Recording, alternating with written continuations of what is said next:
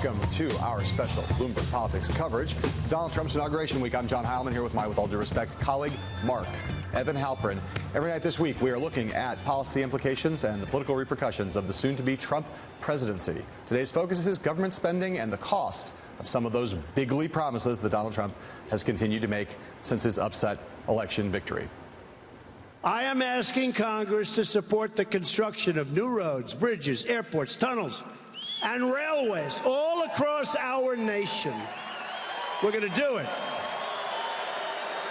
And we're going to build it on time, on budget, not for 3 times what it's supposed to cost. On the military, we will rebuild our badly depleted military and ensure that our service members have equipment and training, technology and resources, everything they need to get the job done. Now, hopefully, we will never have to use that great power that we're going to build. We are going to build the strongest military that we've ever had. On immigration, we will build a great wall, and we will put an end to illegal immigration and stop the drugs from pouring into our country also. America spends more on education than any country by far, and yet our results are terrible.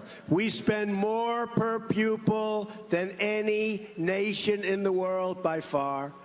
And you look at Sweden and Denmark and Norway and China and Japan, and they're all at the top. And you look at us, spending much more per pupil, and we're down at the bottom. We're going to change that. We will not spend $4.2 billion for an airplane so I can fly around, all right? $4.2 billion for Air Force One. I don't think so. We are going to negotiate tougher deals. Do we agree? Where we get more equipment for less money. We are going to be putting on our journalistic hip waders and wading into a lot of these issues tonight. But let's begin with Donald Trump's infrastructure proposal. The president-elect continues to tout his plan to scrounge up, going to be a lot more than scrounging, $1 trillion, that's $1 trillion of public and private funding for roads, bridges, airport, and other public infrastructure projects. Again, that would include some form of both public and private investment, but combined it amounts to about 3 times as much as each of the highway bills passed and signed by President Barack Obama in 2014 and President George W. Bush in 2005. Transportation spending does appear to be one of the few areas Democrats may be willing to work with the incoming president. Maybe. Here's new Senate Minority Leader Chuck Schumer expressing optimism about that very prospect in an interview with NBC's Meet the Press in November. Surprisingly, on certain issues, candidate Trump voiced very progressive and populist opinions. For instance, getting rid of the carried interest loophole, changing our trade laws dramatically, a large infrastructure bill, cleaning up the swamp in Washington. These are things that Democrats have always stood for, and frankly, Republicans have always been against. So, Mark, the big question here, this is a big-ticket item, so what are the biggest hurdles that Trump, you think, will face as he tries to pull off this bigly promise? Well, he's got to do 3 things, I think, to pull it off. One is to define what kind of projects he wants and convince people in Congress, particularly Republicans, that this won't be boondoggles. 2 is he has to decide, as he will on every major thing he does he want Democratic support or not? Does he want to shape it in a way to win some token or big Democratic support? And 3 is getting it through the pipeline here. A big infrastructure bill, a big tax reform bill, dealing with regulation, dealing with the Affordable Care Act. Those seem to be the big 4. And sequencing so that the traffic will bear a major piece of spending like this is going to be tough. This is, as much as anything, if you talk to someone like Steve Bannon, you know, you think about how Trump's populist politics could be made manifest in policy. This infrastructure bill is the headline, marquee item. A Republican Party that had the view that it had of Barack Obama's stimulus spending is going to find it very hard for both practical, political, and ideological reasons to ever get behind anything on this scale. Now, of course, if they can induce a lot of private investment, that will make it easier. And there are proposals. Wilbur Ross, Peter Navarro, big players in the Trump administration have ideas about how to do that, try to get a lot of private investment in. But Trump doesn't have a choice, I think, about Democratic votes. He's going to have Democratic votes because there are a lot of Republicans who won't vote for this. And now the question I think think the bigger question is not does he want them, but even though Chuck Schumer says he's open to it, is Schumer really open to it, or is he just kind of waiting to see if the whole thing collapses of its own Republican weight? You know, this is where the Democratic pressure to oppose anything, give Trump no achievements, is going to come headlong into what will be some union support and Democratic support for big projects. If it's framed and if its substance is things that Democrats and unions think should be built. Republicans aren't against airports and roads. In theory. No, they aren't. If Trump can build a bipartisan coalition, he will work the bipartisan muscle in a way that could have implications for tax reform and anything else that comes later, assuming they front load this, which I think they may well do, because this is in some ways the easiest of the big projects. There are a lot of Democrats who are going to say that these aren't just boondoggles. Now, they're not going to do the boondoggle argument. They're going to say this is all going to be about corporate corruption and payoffs and all kinds of stuff. A lot of those arguments are going to get made. If this is done in the right way, and it's accomplished in a bipartisan way, and those are good projects, I will just say, if Trump can pull this off, it could be one of the biggest political wins in terms of expanding his political support in the country, if he can do it. And will Democrats give it to him? It's a big question. All right, let's move on now to immigration. Donald Trump has said his big border wall is going to cost between $8 and $12 billion. Other estimates, though, vary widely. Almost all agree that Trump's number is probably low for such a wall. The president-elect now says he'd like to start building the wall with U.S. funds, but insists that he'll get the Mexican government to reimburse the U.S. for the expenses. All told, when you add up the cost of ending the nation's so-called catch and release approach to immigration, to deportations, tripling ICE border security personnel, installing a visa tracking system, all the other Trump proposals on immigration, the likely price tag could exceed $100 billion. It is, of course, unclear exactly what immigration legislation Republicans are ultimately going to settle on. But, John, from what we know, when it comes to getting immigration reform through Congress, what are the biggest hurdles Trump will face? Well, the biggest hurdles are the fact that his plan is totally ridiculous on a million levels. There's not going to be a border wall. There's not going to be a Great Wall like the Great Wall of China, and there's not going to be Mexicans are going to be paying for it. None of those things are going to happen. So there's going to be a physical wall. I'm not saying it'll go all across the border, but Trump. There's already a fence. There are things that are there already. A bigger physical wall. That's not what he's been talking about. He's been talking about building a giant wall on the entire border. It's going to allow him to go down to the border and stand in front of something and say, "Here's a wall." Do that already. I think this is going to be a tricky issue, because I don't know how much Trump actually believes. This is one of these issues where I have no idea if Trump actually believes anything he's ever said about this, or whether it was purely political and purely calculating. And, you know, there's a reason why a lot of people have had, Republicans and Democrats have had a hard time passing immigration reform. It's on some level a super easy issue, and then it turns out it's a super complicated issue. On most of these issues, things are so murky, I'm not willing to predict. I'm willing to predict on this one. A lot of what Trump is going to do on immigration is exactly what Barack Obama did. Deport people, which President Obama did. Put more resources on the border, which Barack Obama did. Sure. And Trump will unfairly get more credit than Barack Obama did for doing it. He will do photo ops with pieces of wall, and he will kick the can down the road until he gets see if he can get Democratic support on other issues, and then try to pass comprehensive immigration reform with Democratic votes. I will tell you, we must not. You can say, well, he'll get credit for it. This is such a signature issue for him that it is incumbent upon us all to not just let him stand in front of a pile of bricks and say, "Hey, I built a wall." Look, a lot of Americans want better border security. Yeah, but sure they do. And Barack Obama did. A lot of Americans want comprehensive immigration reform. And they do. And Barack Obama did not get nearly enough credit for doing the thing that I think is most important, which is not letting employers get away with it. Because if you let employers hire illegal people, that's the magnet. Barack Obama didn't get enough credit. Trump will get too much credit if he does it. But I'm telling you, he's going to do comprehensive reform if he can build bipartisan coalitions. Big question still remains also on the rhetoric and how this is one of these places where it was ugly during the campaign, could get ugly now, regardless of what the policy is going forward. Donald Trump likely to drop another fiscal bomb at some point early in his presidency when it comes to moolah and the military. Throughout his campaign, Trump was bullish about undoing the defense sequester, promising to arm troops with, quote, the best equipment known to mankind, updating the nation's nuclear weapons arsenal and expanding the size of the Army, Navy, and Marine Corps. In all, the American Enterprise Institute estimates that Trump's plans for the Pentagon would cost an additional $100 billion over the next 4 years. And on the other side of the ledger, Trump has suggested that the U.S. should decrease its footprint in conflict zones around the world. And, of course, he's also tweeted about reining in defense contracts and projects that he says have become too bloated.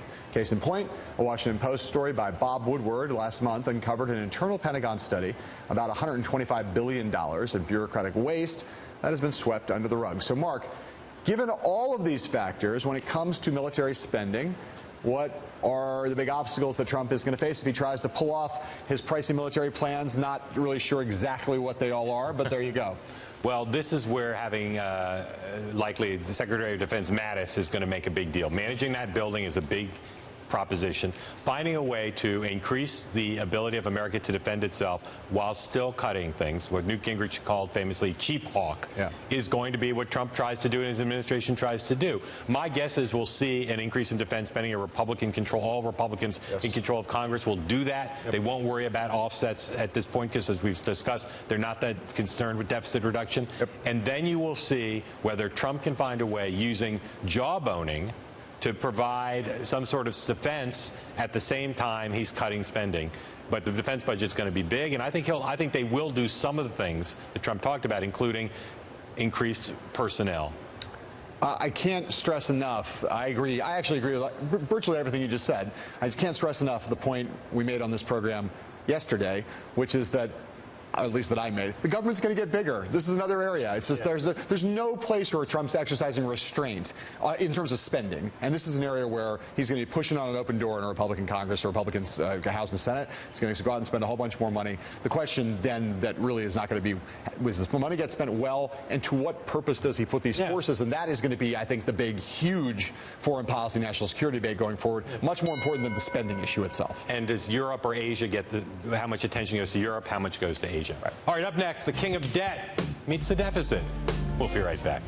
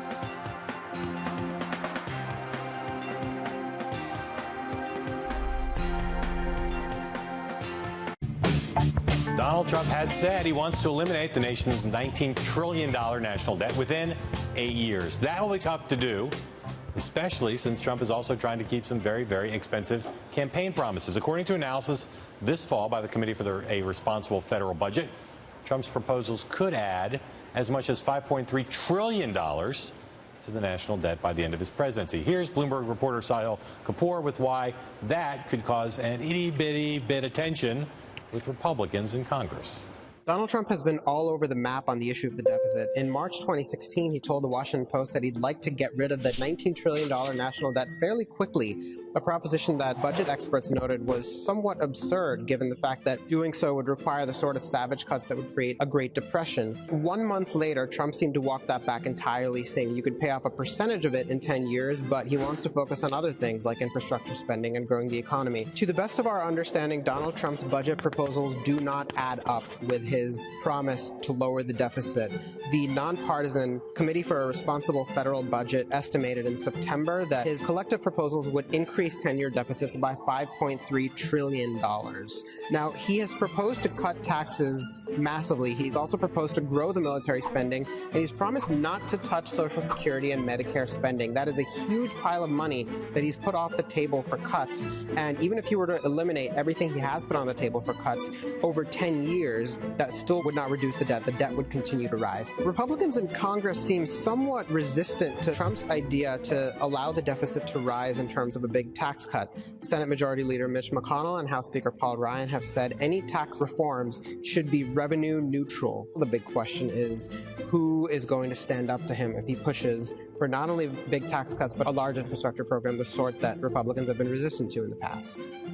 All right, thanks, Sahil Kapoor, for that. So, John, if Trump faces competing pressures to keep the campaign promises he's made on spending and to keep down the national debt, I know you think he's going to err on the side of spending. But, I do. But will the notion of debt and deficit, you think, intrude on his plans in 2017? I believe not at all. I just think that there's going to be a wild, drunken spending spree down in Washington, D.C. It's going to look a lot like the Bush administration did. The Republicans have been two-faced on this for a long time. And, you know, look, in the end, if stimulative spending and tax cutting ends up generating some huge economic boom, we'll see a little bit of deficit reduction and the debt will go down a little bit. I wouldn't bet on that happening, but I do not think that there's going to be spending restraint, and nor do I think there's going to be any kind of a chip put into the debt. He's going to increase the debt ceiling, and we're just going to see it's going to be, again, a drunken party down there. I mean, you and I agree on Trump's proclivities and inclinations on this. I think what strengthens his hand... Who's less green-eyed than Donald Trump? What strengthens his hand is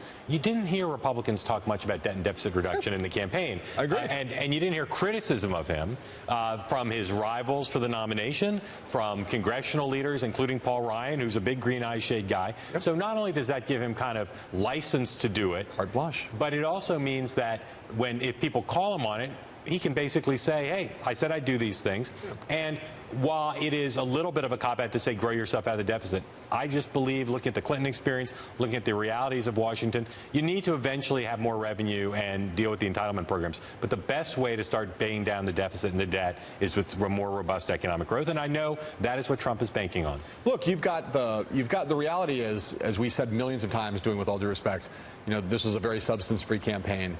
This pledge to reduce the deficit in this ridiculous way that he's claiming he's going to reduce the deficit, the debt in particular, $19 trillion through basically getting rid of waste, fraud, and abuse.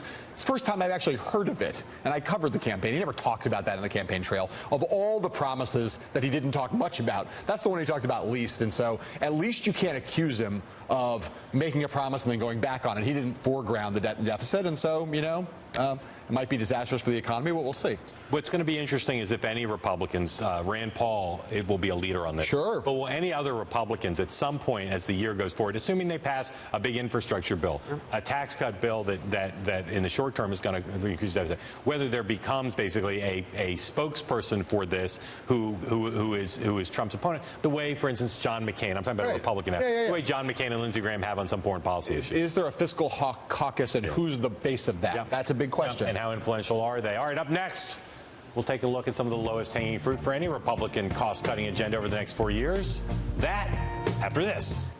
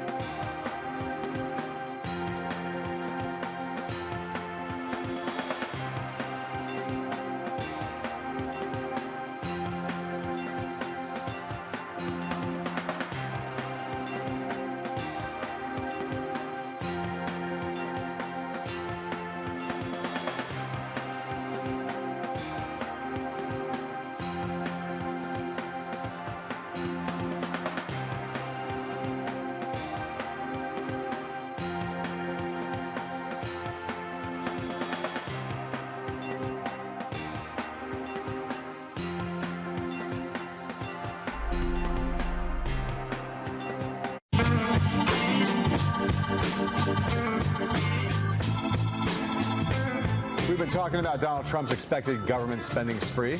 And now we're going to turn to the places that are most likely for the next president to trim federal government expenditures. Here to help us do that is Bloomberg BNA congressional correspondent Nancy Ognanovich, Bloomberg radio anchor Kathleen Hayes, and Kelsey Snell, a congressional reporter for The Washington Post. So I want to just do a round robin, same question to all three of you.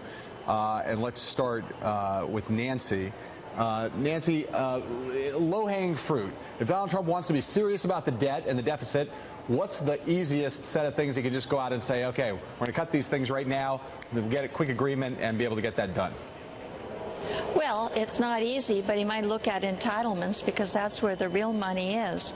But they're always looking at the discretionary budget and the appropriations and trying to find cuts there. But that's not where all of the money is. It's just harder to cut benefits, as you know. Kathleen, what do you think?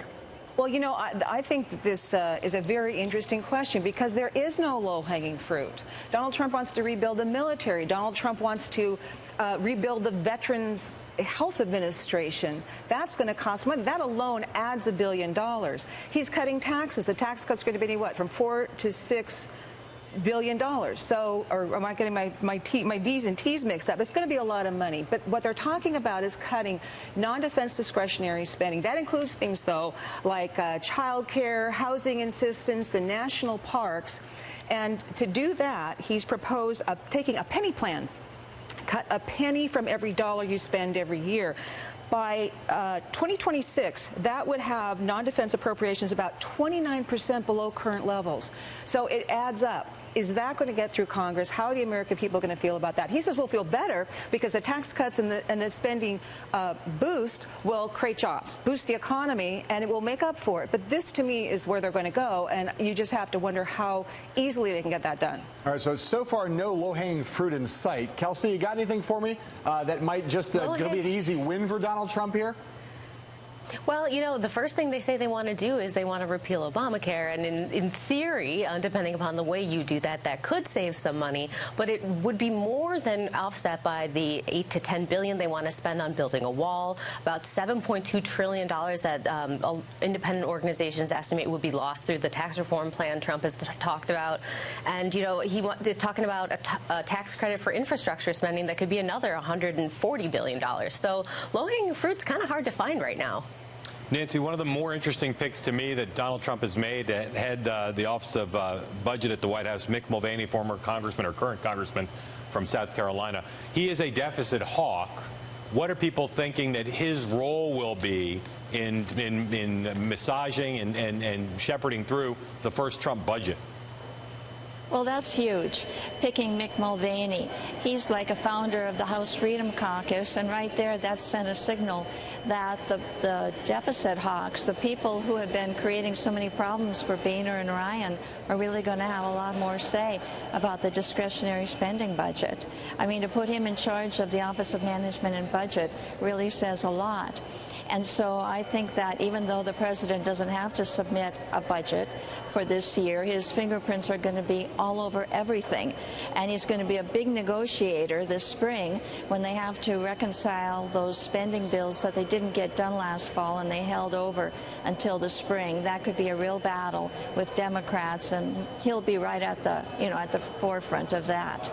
Kelsey, my theory is that Trump has chosen certain people, Mike Pence and Mulvaney first and foremost, as symbolic picks to kind of appease people on the right on certain issues, including deficit hawks, but that he's basically going to use that personnel as a smokescreen to maybe not go for a lot of deficit reduction in the beginning and allow Mulvaney to say to people on the Hill, trust me, long term we'll get to it, but give us this year to try to deal with other priorities. What do you think of that theory?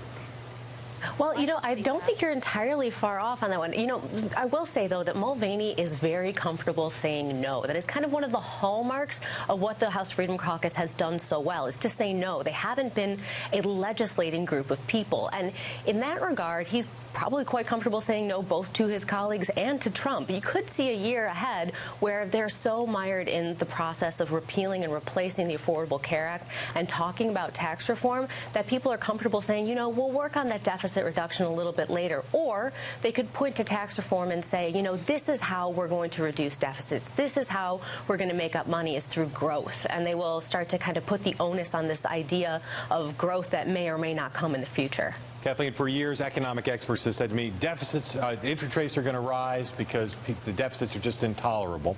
We're now seeing interest rates go up. We still have a high debt and deficit. If Trump doesn't tend to this at all in the first year, if he does infrastructure, tax reform, other things that don't restrain the rate of growth of spending, will markets respond badly? Will the Fed respond badly? Well, you know, the first reaction coming out of the election was, surprise, surprise, Donald Trump got elected. Donald Trump's talking about stimulating the economy, making it grow faster with his tax cuts and spending increases. That's going to boost inflation. That will cause the Fed to raise rates more. Stocks rallied, dollar got stronger, and we had the bond market pushing yields up.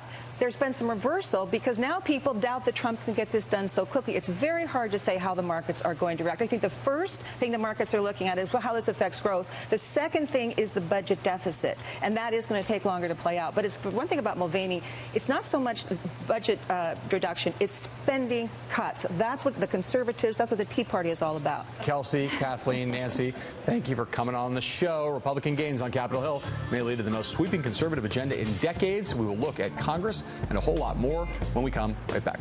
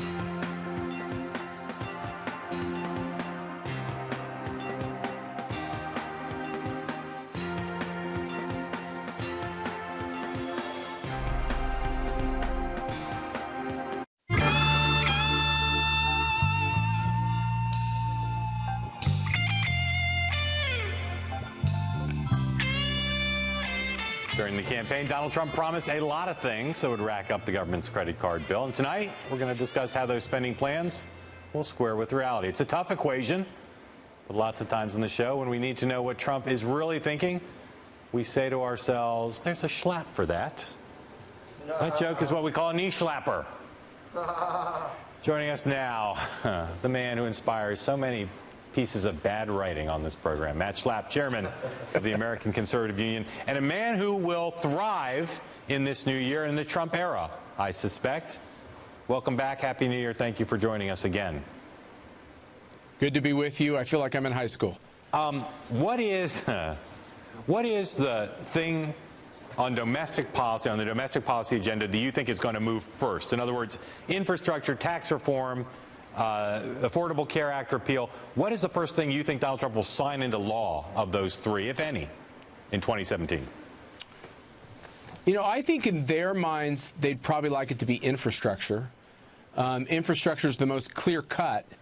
But I think it's going to be Obamacare repeal and replace. In fact, as you know, they've already started this with the budget resolution process.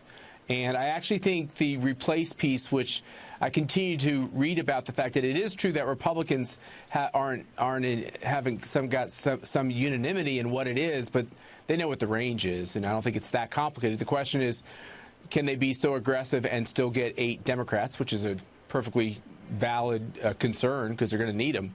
But Tom Price can do a lot at HHS if he gets quickly through his confirmation process. And I think taxes, like every time you have tax reform, it looks like it's going to happen, and it ends up being incredibly complicated, and it ends up getting bogged down. So I think tax reform will slide and take longer. So if you think about tax reform, just go through the politics of that for me, right? I get that there's a lot of companies across the country have wanted to see corporate tax reform for a really long time.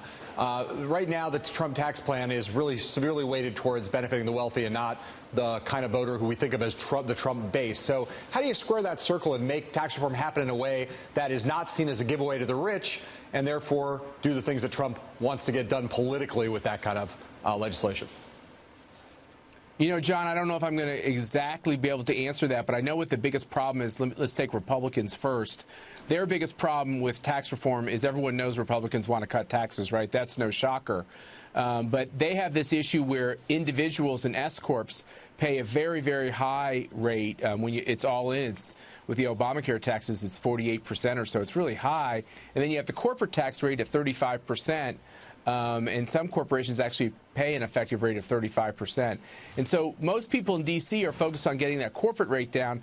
But why would you lower the corporate rate for the biggest companies in the country, yet leave the small business tax rate so high? So for Republicans, they want to take down both of those rates so that it's about the same. For Democrats, you know, the last time Democrats were really involved in tax reform was when Ronald Reagan was president in 1986. They controlled the House of Representatives and had a large number of Senate seats. And they wanted tax reform because there were a lot of people in this country who weren't paying any taxes at all. They weren't paying any income taxes at all, a lot of rich people. And so they wanted to kind of get rid of some of those deductions and those tax havens. So the question, you know, I have back is, are there Democrats out there that actually do want to reduce both these tax rates, these high tax rates? And I think there are some. The question, once again, is, are there 8 or 9? So to get 8 or 9 would require probably moving at least a little bit towards the center, right?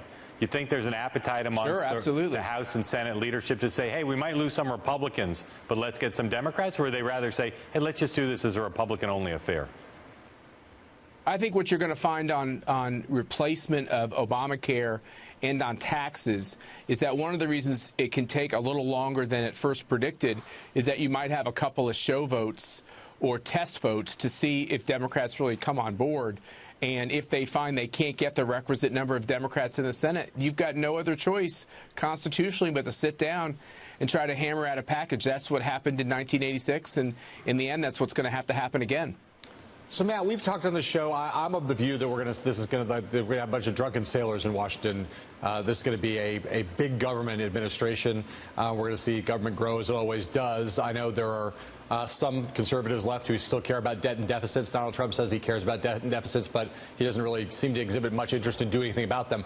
How do you think the debt and deficit question is going to play out among green eye-shaded Republicans on the Hill on one hand and Donald Trump and others who, again, pay lip service to it but don't ever really want to make the hard choices involved?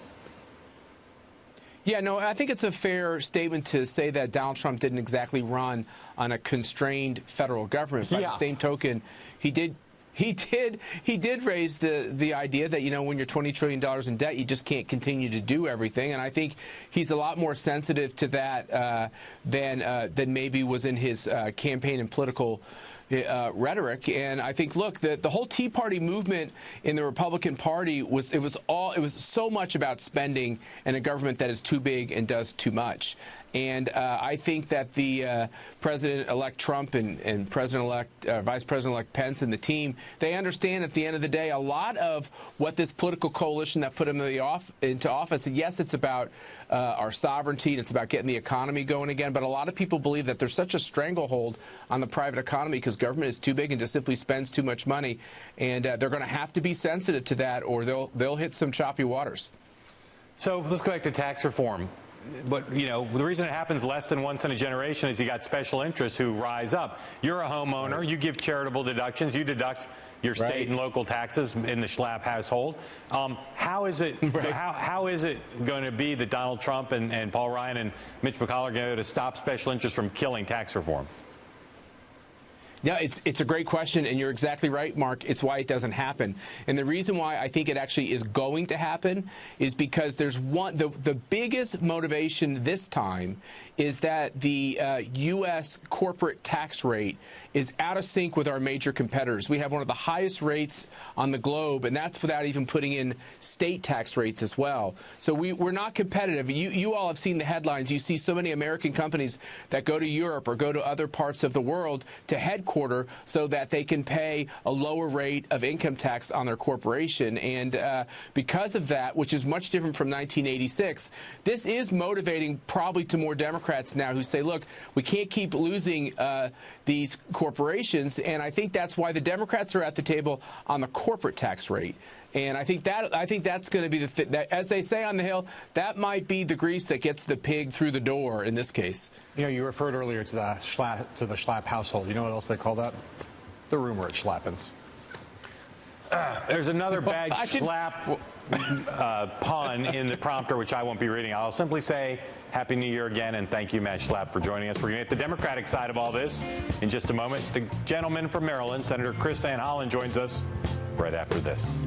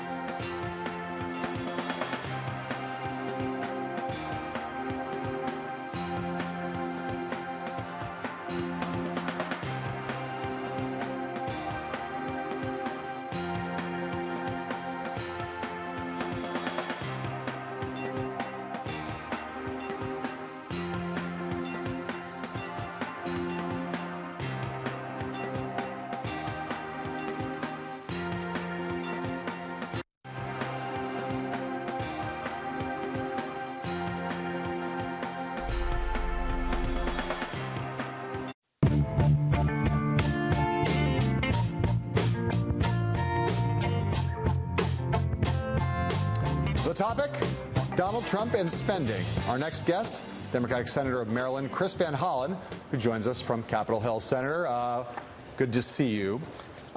Good to be with you guys. Donald Trump says that he is going to eliminate the national debt, all $19 trillion of it, within 8 years by vigorously eliminating waste, fraud, and abuse in the federal government, ending redundant government programs, and growing the economy to increase tax revenues. How plausible is that promise? Not very. That sounds like Trump math, which doesn't add up. He said a lot of things during the campaign that didn't add up, and this is one of them. He's made a lot of promises to the American people, but I think you'd get bipartisan agreement, at least from those of us who've worked on budget issues, that just doesn't work. Senator, haven't had a chance to speak with you since you went from the House to the Senate. Congratulations. Well, thank you. It's good to be here, although the Senate has started out in a rush to pass this budget reconciliation procedure, which actually feels a little bit more like the House of Representatives and the Senate, because it's designed to strip the powers and extended debate the minority party. But anyway, if you'd asked here we go. If you'd asked me, I would have said stay in the people's body and not in the House of Lords, but you didn't check. You just went for it. So now you're stuck there. Senator, tell us about the Van Hollen plan for deficit reduction. What would you cut, or what taxes would you raise, and how much would it reduce the deficit? Well, the plan that I put forward in the past, including the House Democratic budget that we had last time the House marked up a budget, really had a mix of things. It had a revenue that was raised, similar to many provisions in the president's plan, closing a lot of special interest tax breaks. It also would have put in place some reforms in the Medicare system to build on the efforts in the Affordable Care Act that move us in a direction of paying for value, not volume. It also would have allowed the government to negotiate drug prices, prescription drug prices under Medicare, which has substantial savings. So there were a number of provisions that combined would reduce our deficit over a period of time. Okay, so by how much, over what period of time? I just want to sort of set a baseline here. All the things you listed, I know that wasn't all your plan, but those things plus other things would have reduced, in your view, would reduce the deficit by how much over what period of time? Well, let's put it this way. The deficit grew by less than 3% a year, and at the end of the 10-year period, the debt would be lower than it is today as a percentage of GDP, which is around today between 70 and 80% of GDP. Senator, we talked a little bit earlier on this program about Donald Trump's infrastructure proposal or plan, or maybe dream. $1 trillion over 10 years. That's a kind of plan that under normal circumstances a lot of Democrats might want to get behind. Under a Democratic president they might love. When you hear that, is your attitude, and this is the kind of question that will come up again and again on things that Trump proposes, do you think to yourself, if it's good on the merits, I'm going to support it? Or do you think back to 8 years ago and want to take a more McConnell-like approach, which is sort of like, you know what, make Republicans pass this on their own, we're not going to help them? No, look, I think we've been clear. I've been clear that where we can find common ground, and this idea of modernizing our infrastructure is the one that's gotten the most attention.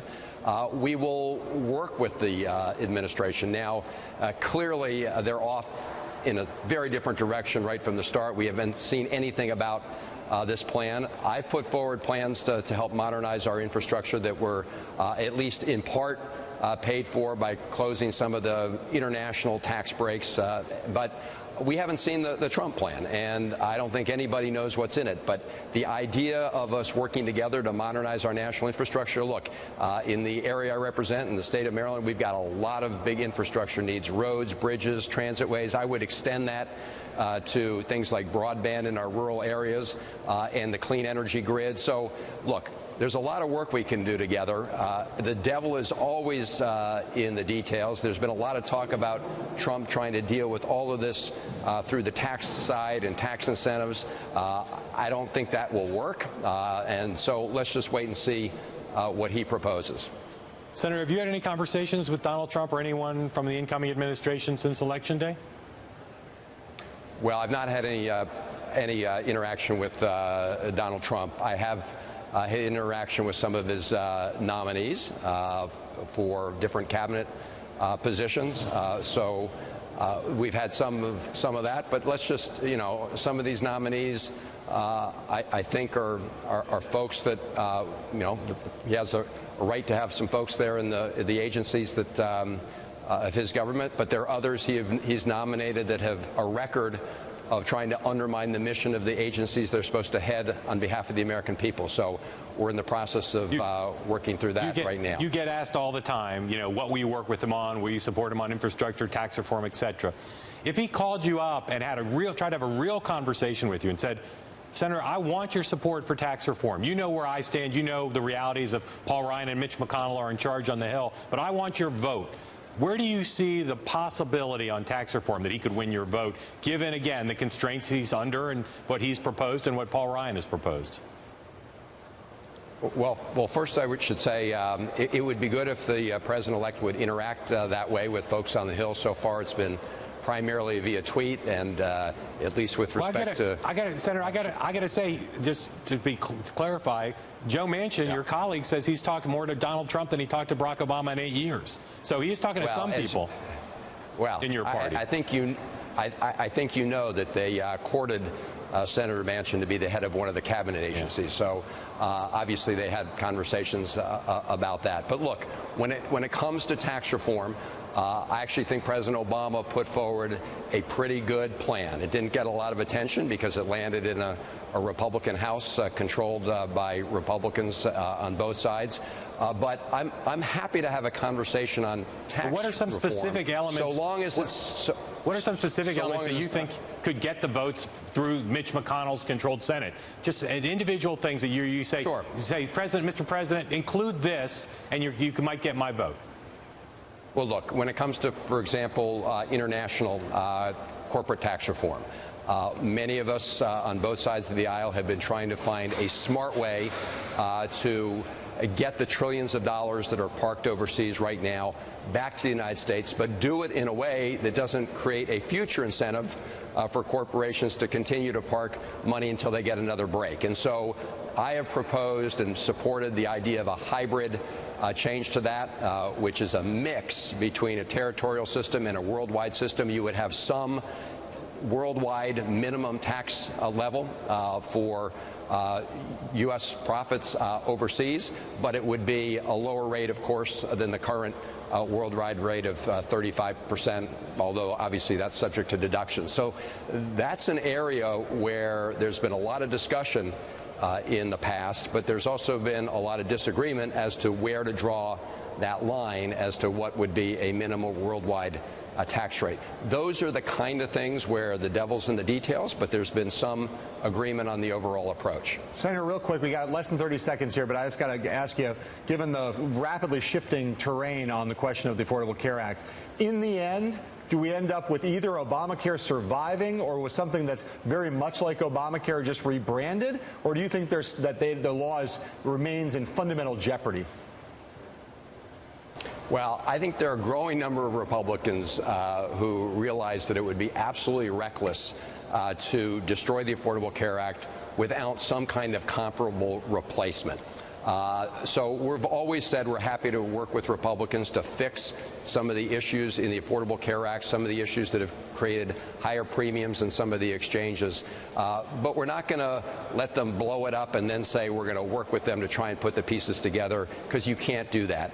There are only two real ways to deal with comprehensive health care reform. One has been Medicare for all. Democrats have proposed that in the past. The other was what you all know was a Republican Heritage Foundation plan that became Romney Care in Massachusetts that says everyone has to take personal responsibility for their health care. That's why everybody's got to be in the pool. That conservative idea was a mandate at the time. And then you have to have subsidies, premium tax credits for people who can't afford it all on their own. Those are the essential elements of what is Obamacare. So at the end of the day, there are really only two models here, and that's why Republicans in the last 6 years haven't been able to come up with their own plan that meets the same needs, because it would end up looking very much like Obamacare. All right. Senator Chris Van Hollen, new member of the upper chamber, enjoying himself already. Thank you very much. We'll be right back with some closing thoughts on the opening days of Donald Trump's presidency.